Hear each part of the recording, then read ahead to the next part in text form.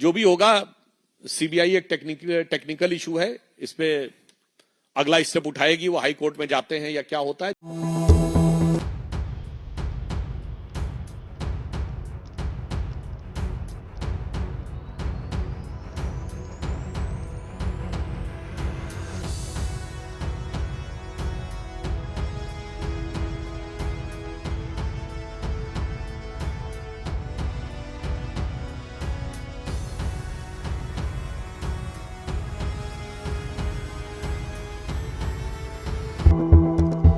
निचली अदालत ने सबूतों के अभाव में उनको बरी किया है।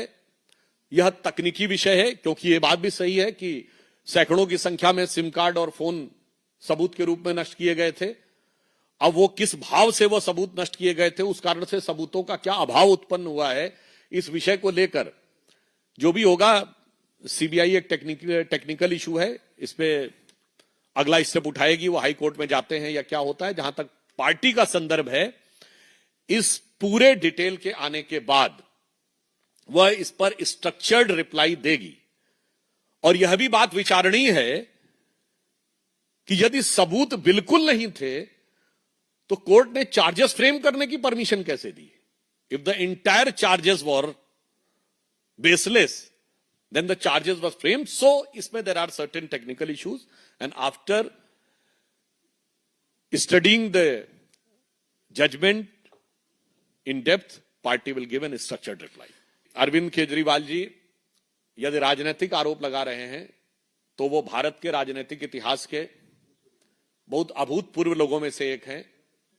हम लोगों ने 1951 में जनसंघ से बने हुए आज हमें 75 साल हो गए। हमने एक भी दिन कांग्रेस से हाथ नहीं मिलाया, उन्होंने 75 दिन में हाथ मिलाया था। फिर वो छोड़िए, वो बच्चों की कसम खाएंगे और करोड़ों के शीश महल में रह के रेनॉल्ट का पेन लगाएंगे और ऐसा लगेगा हंडिया के अंदर से निकाल के शर्ट पहने हुए हैं, और उसके बाद 3-3 करोड़ के पर्दे रहेंगे घर में।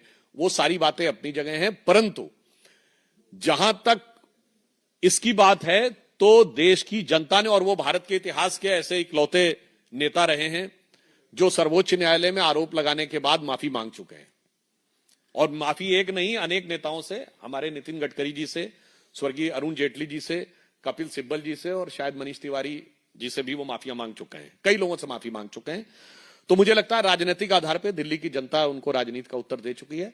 तकनीकी आधार के ऊपर यह विषय जो होगा, इसके ऊपर जो तकनीकी प्रक्रिया होगी वो संबंधित एजेंसियां आगे का निर्णय लेंगी।